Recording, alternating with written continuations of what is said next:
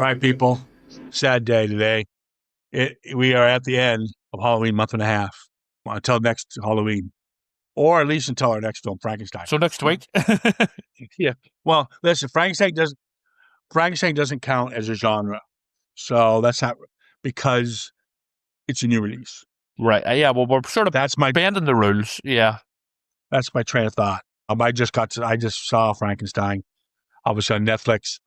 I wonder if it's playing if it's playing in the theater here. I would like to do justice to go see it in the theater, but not. It's on Netflix, so we'll be doing that podcast later this week. So go give it a watch before you come listen to us. I won't give you my verdict on it yet, but anyways, we're here to end. We started with Black Friday. Black Sunday. No. It was House by the Cemetery. Oh yes, we had two Italian films. Yes, House by the Cemetery, which was god awful, and so. In your opinion, that's the only one that counts. Oh yeah, how arrogant is that? Yeah, fucking right. Name dropping. Recognize, motherfucker. Happy Sunday, everybody. Yeah. We're in good form this morning. I cleaned my flat today. I've been up since like 6. Right? Shit the bed again, did you? Right? Yep. I changed my sheets. The nurse came. Fuck off. I shaved the beard. Right? I got rid of the beard. Okay. Yeah. Just too high maintenance. Right? Like yourself then, ironically. Yeah. Fuck off. Anytime you take a sip of something, you gotta wipe your fucking beard. Right. I have only ever, I've never grown a beard, but for charity, it's like a Movember, I think it's called, thing in work. I grew a moustache for the first time a couple of years ago, and I looked like a 1970s Belfast terrorist. So it was bad looking. Wow. He's going for the IRA look. Yeah, well, something like that anyway. Yeah, it wasn't a good look, but yeah. But it was for charity, so there you go. Yeah, so I got rid of it. It was like messy child every time I ate something. Right. So where are we here? Oh yes. So revert back here. We are talking the king of Giallo, I think. I know there's a little argument there, but I think Dario Argento is the one people go to when it comes to Giallo films. Giallo, however you want to pronounce it. This is probably his most beloved. We had that argument with Deep Red. I still think Deep Red's his best work. I think that's one that definitely put him on the map. And I think Deep Red's still his most respected. But Suspiria is definitely up there. It is. I read up on it a little bit. He actually got the title from an 1845 book by a man named Thomas de Quincey called Suspiria de Profundis. Yes. This included an essay called Lavanna and Our Ladies of Sorrow, where the ladies are the basis of what Argento would take as his Three Mothers trilogy. Yes. And this is the start of it. Suspiria, Inferno, and Mother of Tears. He just got it from the titles from this book. Now, when you see in the credits, he'll thank them but it's not based on any of his material. He just took from the titles. I believe that's how it worked. Yeah, I think that's right. And yes, and the witch at the end of this one, her full name is Mater Suspiriorum, I believe, basically from the Latin, and that's where we get the title Suspiria from, which is elaborated more on in the sort of remake from a few years ago. Basically, I would have to watch it again. It's been a few years, but I remember it being quite well made, but pretentious and very different from this original version. But yeah, let's stick with the original version, at least for this podcast. I don't know why they even remade it. Doesn't make any sense. No, you can't. This is the type of film that you can't remake, like A Clockwork Orange and The Exorcist. I would say as well. It's a one-off. It's completely unique, and it shouldn't really have been remade. We talked about that with 70s cinema because you can't really remake 70s cinema because it's of the time. Exactly, and and you can't remake the Warriors now. It's impossible. No chance. And would be up there with it. It's definitely a film. When you mention horror in the 70s, this is on their list. And yeah, so they tried to do it with The Omen. Valiant effort, I'll give them that. But otherwise, I was like, it had no eeriness to it because the eeriness is gone because it doesn't have that 70s vibe. And plus, we've seen it all before. Yeah, the Omen sort of recent one, I think it was called The First Omen or something. It was kind of pointless. Again, I like the remake from 2006 of The Omen as well. It's just pointless, and they're just cash-ins, essentially. Well, we talked about this. We should maybe get to The Omens, but the Omen remake 2006, like I said, was a good, decent effort, but just didn't have the. It was pointless. Yeah, pointless. But the first Omen I actually enjoyed. It was more. The first one was more in a sort of Rosemary's Baby ilk. It was very sort of different from the whole Damien stuff. But yeah, our boy Dario. I'm not into goth horror, as everyone most of you guys know. Black Sunday was a pleasant surprise for me, and I didn't like Rosemary's Baby because the tongue-in-cheek element of it, I thought kind of took me out of it. And there's really no timetable. It was kind of a muddled mess in my eyes. I can respect why people like it, but what I really like about this film and others like it, and people know I like my two genre films, and this one has a goth feel, especially the setting and the coven of witches and so forth. But then you also got the slasher element to it, and one of the best films to ever come out, and I think it's one of the best horror films ever to come out, is Exorcist Legion. And Exorcist Legion does that well. Yeah. You have a slasher element story to it. Is the slasher what's going on? And then you've got obviously the demonic possessions and the whole out of body stuff like that. Possessed old people bumping people off with giant scissors and stuff. Yeah, fucking classic. Still the creepiest. Oh yeah, yeah. I love it. But I'm not a fan of the works.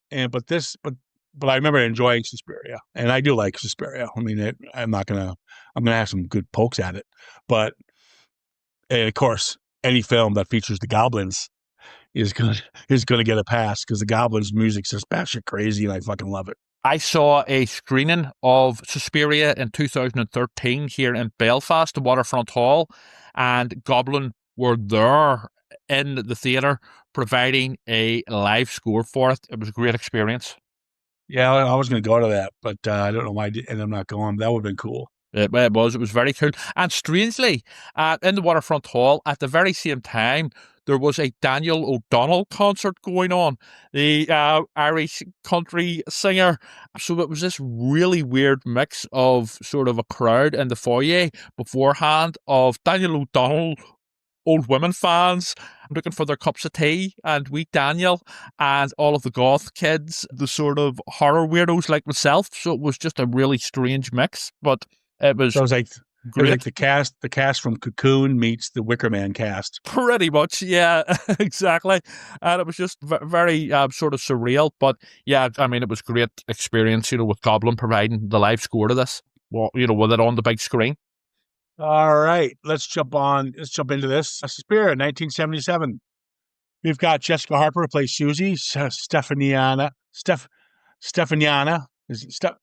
God, why am I so bad at Italian names? Cassini as Sarah. Flavio Bucci is Daniel. He's the blind pianist, poor bastard. Well, Miguel, yeah, the dog. Miguel Bossier is Mark. We got Barbara Magloffi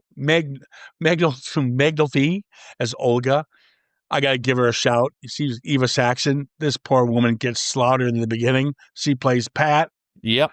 We got Lydia Valle, who plays Mrs. Tanner. And, of course, the lead, Joan Bennett, is Madame Blanc.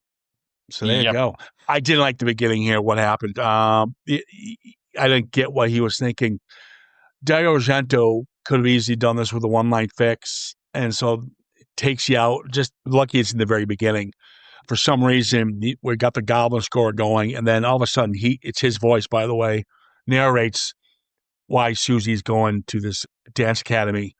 It was a data dump for absolutely no reason. We could put the pieces together when she gets there and talks to Madame Blanc why she's there. we didn't need this narration in the beginning of the credits. It kind of took me out a bit. Well, the strange thing about it as well is this film is very much visual storytelling. Exactly. So it does seem to be quite random compared to the rest of the film. But it didn't bother me really, but it does seem a bit sort of out of place compared to the rest of the film and the way the story's told throughout the rest of it. He's done that a couple times. He does that once in a while. He does that in most of his films. He'll do something that's kind of uncharacteristic of Yeah, the rest of the film. He did that with Deep Red. I believe he did the exact same thing in Deep Red during the credits. I'd have to watch it again. Yeah, I can't remember. It was either a strange cutaway, I think it was, or a narration of some sort. But it's all right. It doesn't. Again, it's in the beginning of the film. Just move on from it. Mhm. Now, I do like the introduction to our girl here, Susie, primarily because she can't get a cab. She's getting soaking wet. The rain's pouring down. So you already know, she's fucked. Yeah. No, there's a McDonald's, right? Did you see the McDonald's across the street? No, it There's a didn't. McDonald's. I thought that was kind of funny. Hey, McDonald's. Do you know what they call it? And don't get all Pulp Fiction on me. Do you know what they call a quarter pounder of cheese? Because this is based in Germany, by the way. So do you know what they call a quarter pounder of cheese in Germany? The Royale with cheese, yeah. I don't know. It's Hamburger Royale TS. Right, there you go. And the TS means tomato and salad. Thanks for that, Samuel L. Jackson. No, Sorry, that's John a Royale with cheese. Yeah.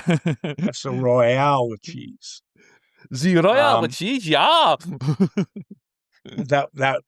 No, that's in France. He said that's what they call it. The French version is called the Royale cheese. I don't think we should really get bogged down on the different types of Big Macs throughout Europe. I mean, because personally, I don't give a shit. I don't eat McDonald's anyway. I prefer Burger going King. to Germany. I'm going to Germany in May, so I'm Right. getting ready.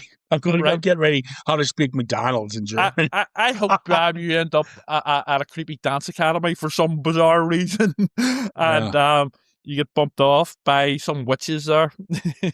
Mater Suspiriorum. It's not gonna be. I walk in there and go, nope, and leave. Yep, our Miss Tanner, who's a tough old bird, she beats the shit out of you.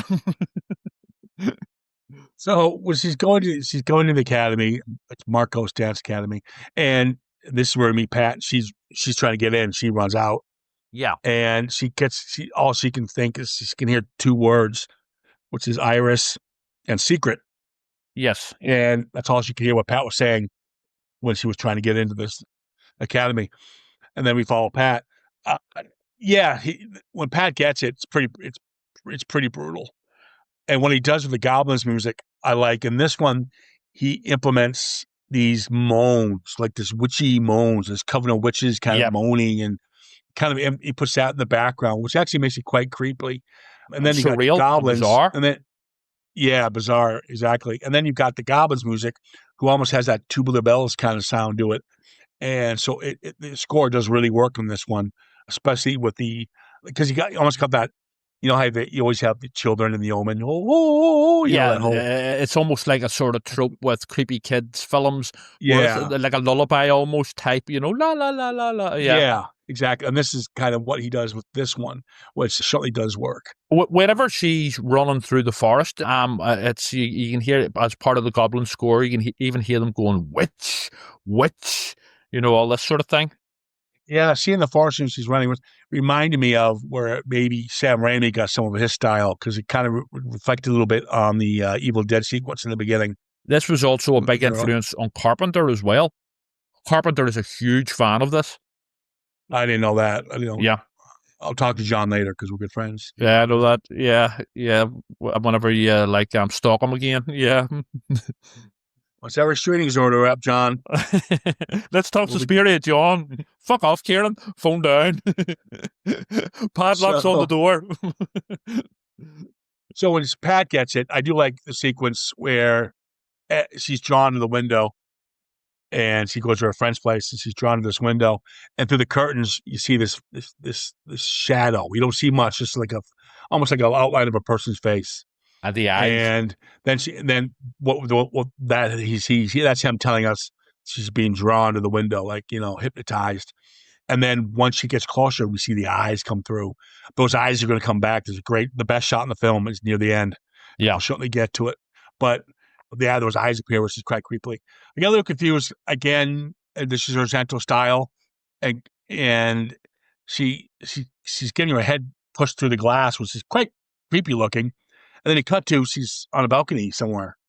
So did the killer pull her through the glass window? No, I think he pulled her through parts of the rest of the apartment sort of complex. I believe she gets away from the window. It is quite creepy when her face is pushed up against it. And she's Yeah. like suffocating. Yeah, but she smashes the window with her face. She's okay at this point. Then it cuts to she's running. Uh, She gets away briefly, but then obviously the killer catches up with her. okay, just a different kind of cut. He does this sometimes, and it does get a little confusing. It adds to the But surrealism.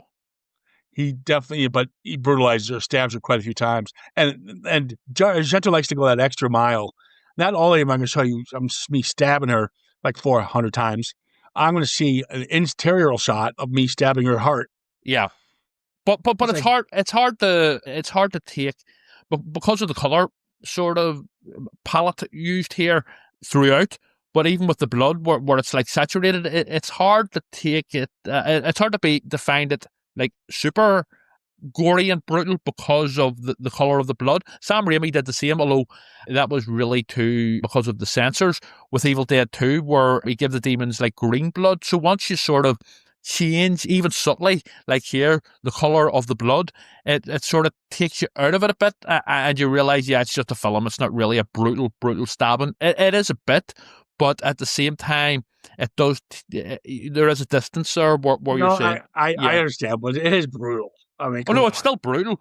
But it is brutal, but I mean, it's over the top. After you stab her in the heart, because just to make sure she's dead, you chuck her over the balcony, and then you hang her. And then I think it's funny when all the glass from the ceiling comes down, and then her poor roommate, you just let her in for 10 seconds. You cut to she's dead because all the glasses fell on her. The shards of glass fell on her. Yeah. Although I think they may have survived this. Nobody joking. I mean, it's like he's really nailing home the point. Yeah. I mean, it's brutal, but I do think that the sort of it's more like a warm red color of the blood does take you out of it a bit in terms of, it's like saying it's just a film. It's not actually real. But it is pretty hardcore nonetheless. So we meet. Well, Olga's not really in it that much. Yeah, Olga's a kind of a weird character. She's kind of the bitch of the group, right? And like some of the lines are so cheesy. There's Sarah and Susie. They're going to be our two main leads, really. And she makes a comment. Oh, they say women's names start with S's sound like snakes or something. And do you know? And she starts going. I'm like, what the fuck? Do you know what? Do you know why this is? Again, it's only because I sort of looked it up and I found it. The original script had the girls in this were 12-year-olds, essentially. But then the guy at the studio, actually Argento's father, said, nah, I mean, that's too much, sort of bumping off 12-year-old girls. So Dario Argento changed them to 20-year-olds, but he didn't change the dialogue. So that's why they're behaving childishly. Oh. Where they're like sticking their tongues out at each other and stuff. Yeah, and they're very childish. That's why. And she's like the bully. Yeah. Also, Olga is also, although it's not explicitly stated, Olga is also a witch in training. She's part of the coven.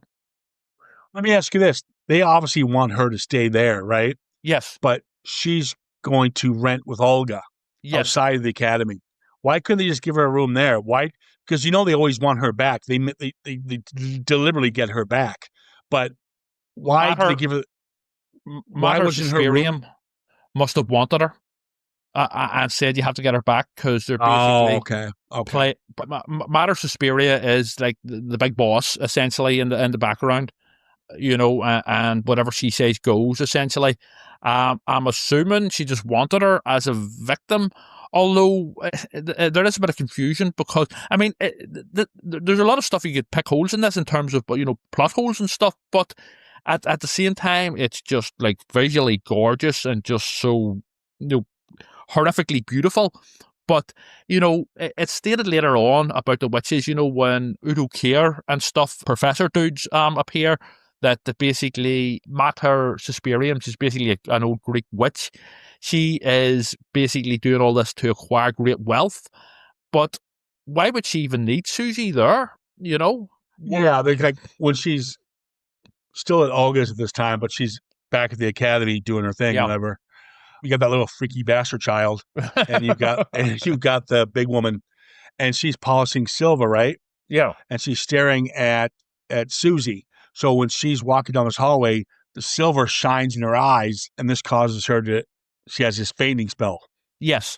That was obviously deliberate? Oh no, that's like some sort of spell thing. That's right, because when she gets there. Yeah, so when she falls ill, they said, "Well, we got a room for you now. You can stay here." It was good to see you in it as the sort of manservant, the guy with the false teeth.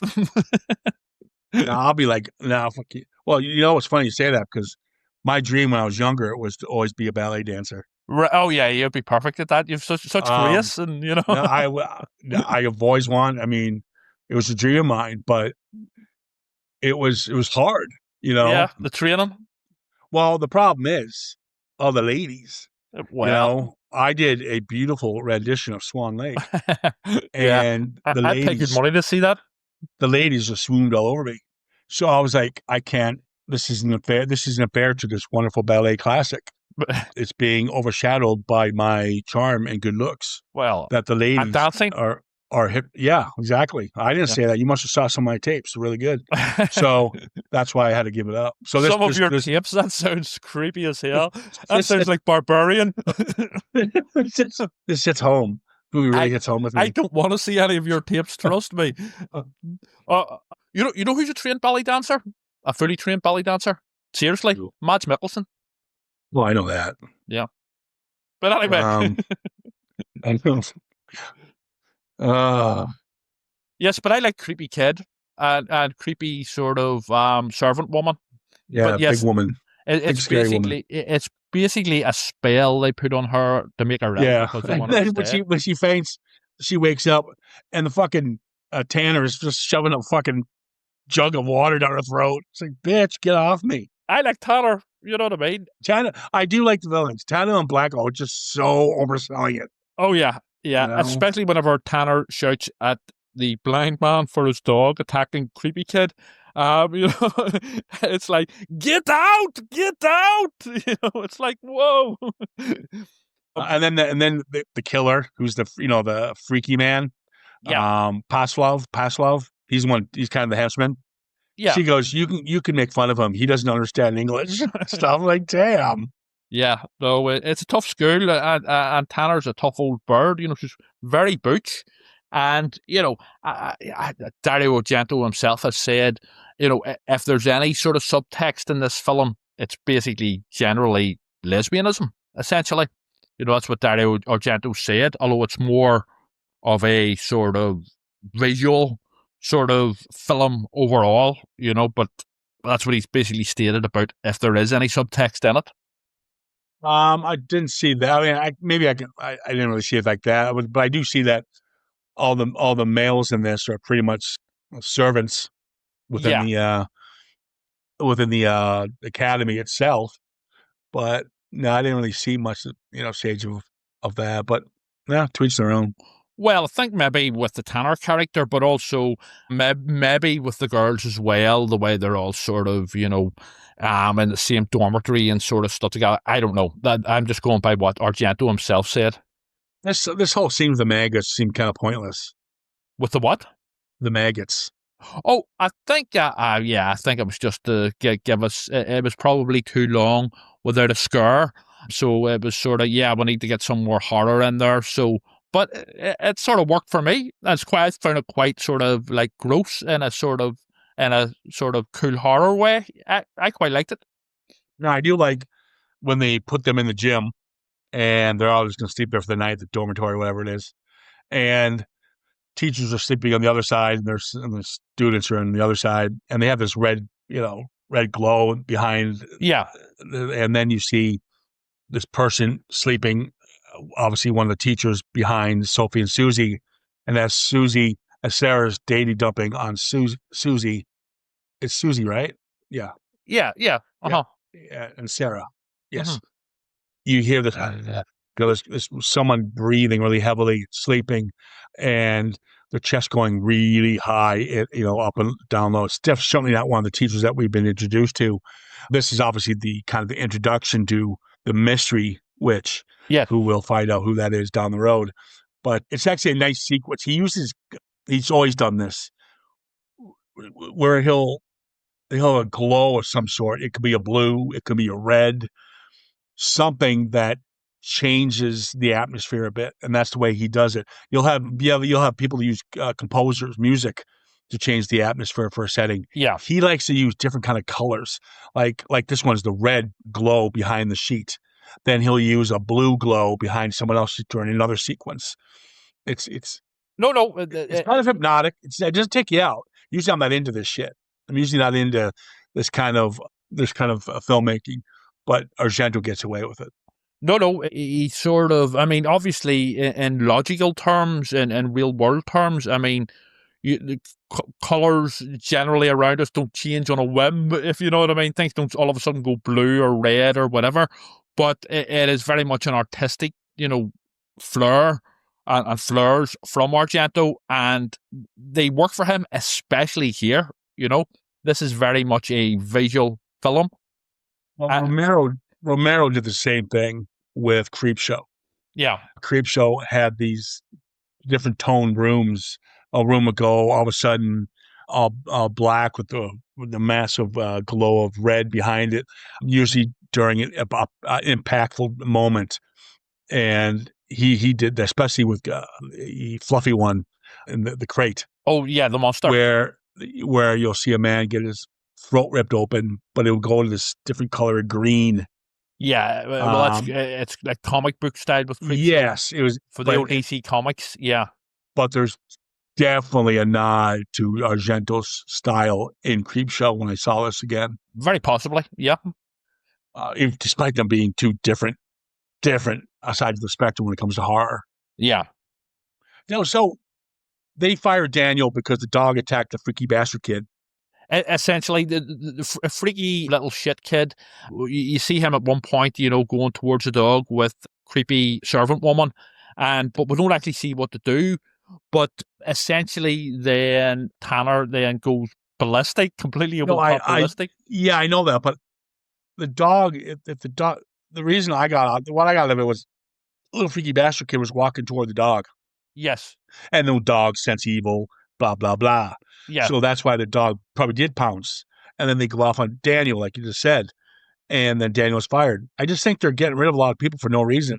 I was thinking that as well, especially They with the only blind seem to man. knock off. They only seem to knock off people who know something that's going on.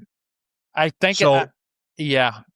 Yeah, I think it was a case of, again, along with the maggots, I think it was a case of we need some scares in here. We need some more horror moments because it's too long without a horror moment. So the killing of the blind man does seem a bit pointless and thrown in, but yeah, it does work, in its own terms. But in terms of the overall story, it does seem a bit sort of shoehorned in along with the maggots. But I get that it's a horror film, so there has to be like horror moments every so often. So yeah, I mean, it is quite a sort of brutal sort of death, with the dog, and the dog's chewing away at his throat and stuff, and licking his blood and eating his intestines and stuff, even after he's dead, because obviously the dog's been bewitched. yeah. I just didn't. Again, I just don't. Why him? The other ones make sense. I just didn't get him. Yeah, they needed another kill at this point in the film, or Yeah, another horror moment. They're probably like, we need to kill the blind guy. All right. Exactly. Yeah. Yeah. I think it was a case of that. So it was, which is fair enough. Yeah, whatever. So Sarah day dumps Susie about she confided into a friend, and we'll meet that friend in a moment. And she's taking notes and so forth. And then she realizes her notes are missing. And this, we know, she's dead. So it's a little drawn out. Some of these sequences, I'll say that, a little drawn out. But again, best shot of the film. Sarah's coming through a door, and she's got her back to the wall, and the wall becomes more of maybe a black closet space behind her. But she's walking past it, and you see just these the faint glow of these eyes staring at her. Yep. Very creepy. It's the same eyes that we were introduced to when Pat got it in the beginning. Thought that was he did the same kind of shot in Deep Red. It's very good at that. And it's a nice, subtle jump scare and creepy as hell. Yeah. Yeah. Nice. Sarah's death, though, is, it's like something out of a Saw film, with the razor wire. Whenever she falls into the room, you think she's getting away. And it's just, I squirm every time, like, so do. Just the thought of it. Yeah. She gets it pretty horribly. Yeah. I will say, for the killer, it's pretty bad. I mean, it's nasty. He could have get in that door. He's got his blade, and all you have to do is flick the lock. Come on, you can do it. Flick the lock, and he can't do it. And you see the razor blade trying to flick the lock, and it's like, oh, come on, but man. It's really good for the tension and building. Yeah, I guess it does for a minute or two, but it took like 5 minutes. It's like, you're almost like, hurry the fuck up and just get it. Just get the lock. You know what I mean? Hurry up. Yeah. But it's a very good sequence, and her death will always make me squirm, when she falls into all that razor wire. Like I say, it's like something from a Saw film. It's quite brutal. Yeah. And then, of course, she comes back later on in an extremely effective scene. Yeah, another good shot. So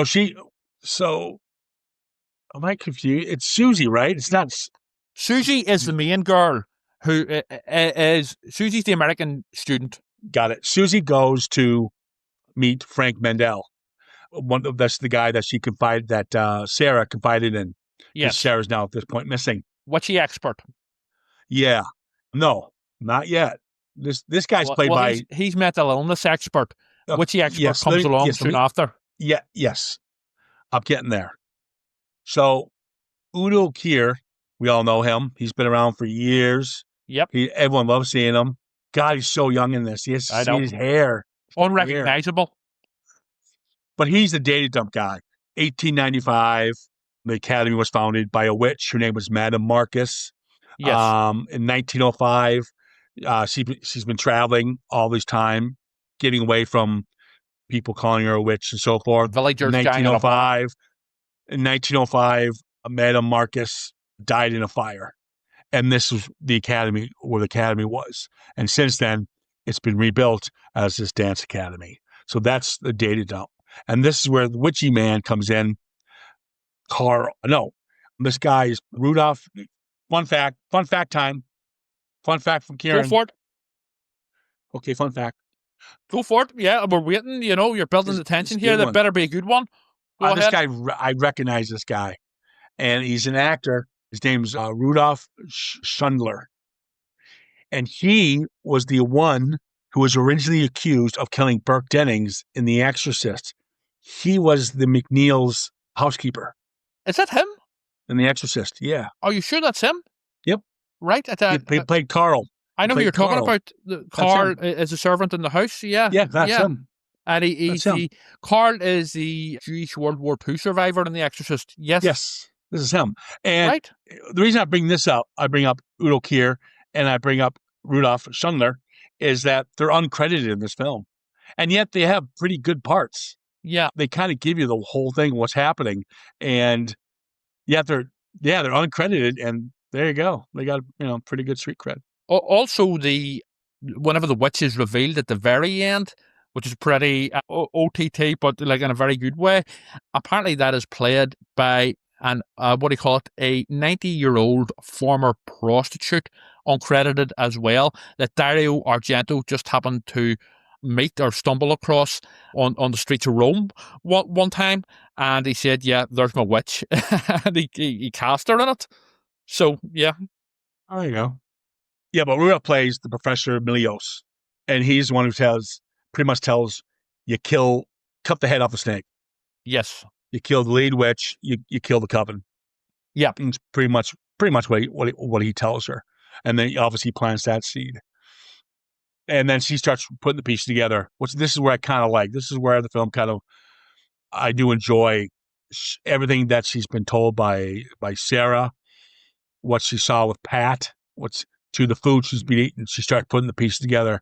Why she's been very sleepy, she decides to dump the wine in the food. She also realizes what Pat was saying and then what Sarah was saying about the steps. I didn't get this either. She was saying that if you count the footsteps, they're going in a direction that there shouldn't be footsteps. To go down the stairs. There's no wall there. There's just a wall there. They're continuing after that wall. So she puts the pieces together. So she's going to count their steps. She's going to follow their steps, and it leads to the big room. And that big room, she sees irises on the wall. And now she starts realizing there's a secret. What Pat was saying, that there's a secret door with 3 irises. Turn the blue one. Yeah, it's basically I just like that every little thing that was peppered in that kind of didn't make any sense to me finally comes full circle at the end, which I think is clever. Yeah, it's basically Bruce Wayne's mansion leading to the Batcave, only in this case it's Evil Witch Cave, basically. It's terrible. No, but there is a bat in it. I know. Yeah. The bat actually gets quite a gruesome death as well. And then, but when she starts going into the witch's den, the coven, whatever, you can hear Madame Blanc going, "Kill that American bitch, make her disappear." Well, yes. Why'd you want her in the first place? I still want to know that. I don't. Again, you're surrounded by all these other beautiful women. Why is she the one you want? It's not explained, and it is a plot hole. But in terms of this film overall, I wouldn't dwell too much on things like plot holes, because there's more than one. But it's more of the visual terrors and the general tension and this sort of descent into insanity, essentially. So, but yes, there are certainly things that you could question in terms of the plot. Why did they even bring her over in the first place if they just wanted to kill her? What were they actually planning to use her for? Were they planning to make her a witch? Maybe we could run with that they were planning to turn her into a witch, like Olga apparently is being sort of, she's like a training witch. They want to groom her, but now since he's fighting back, they can't. They have to kill her. Yeah, so I could run with that. That sort of makes sense in my head and overall. Another really nice shot is when she goes into this room to hide from them as she's being chased by Pavlos. Yeah, and then we see the head witch, but just behind the veil, I guess you can see, of the curtain. Yes. And all of a sudden, here comes Sarah's dead body, who's now been taken over, and she's coming out with a pair of scissors. Very creepy. Brilliant. Yeah. Probably the creepiest sort of visual in the whole thing. And also the way Sarah, her body is like basically, like she's hammered down by her wrists and stuff. It's quite sort of, yeah. I mean, Argento doesn't sort of shy with the gore, but whenever she reappears, very creepy scene. Brilliant. And is it the glare from the knife that Sarah's coming at her, that she's able to see the witch is actually in the bed? You know what I mean? Because you can see her outline, I guess. Yeah, it's basically, I don't know why, possibly the reflection from the knife sort of thing, but she could basically see the outline of the witch there during all this confusion. And then she stabs her through the throat. Yes, and then the witch appears in her full form after she's been stabbed, and she's like ancient. Well, I don't think she's ancient. I think she's like that because she was burned alive initially. Yeah, though there's a bit of that as well, yes. But also I think she's about 200 years old or something anyway, I'll do it. Yeah. And a hooker. Yeah, exactly. Well, it hasn't aged her well, let's just say, all of this witchy hooker stuff, And then the place burns down and explodes. I love the movie. They do this to all films. So she kills Witch Woman, and she's walking through the hall. I mean, walking. Things are falling on her. Things are falling off the walls. Fucking run, will you? Just fucking run. Don't sit there and look. Just run. Jump out a window or something, or do something that anyone else would do. But yes, it's all for effect. We'll get it. But yeah, she runs away. And the end. Yep. A classic. And a hugely influential classic. I mean, this is just so unique and so batshit, but in the best possible way. and genuinely creepy and visually sort of out there. Yeah, that's his style. I do like Deep Red a little better just because I just like the more of the grounded murder Yeah. mystery kind of twists and turns and stuff. But this still has it too, and they don't throw the witchy stuff at you. There's not a lot of witchiness in this really. No, it's more just about this sort of. It's more of a descent into surrealism, type thing. It's great. Yeah, it's good stuff. You can't fault with his use of colors, the way he uses his music.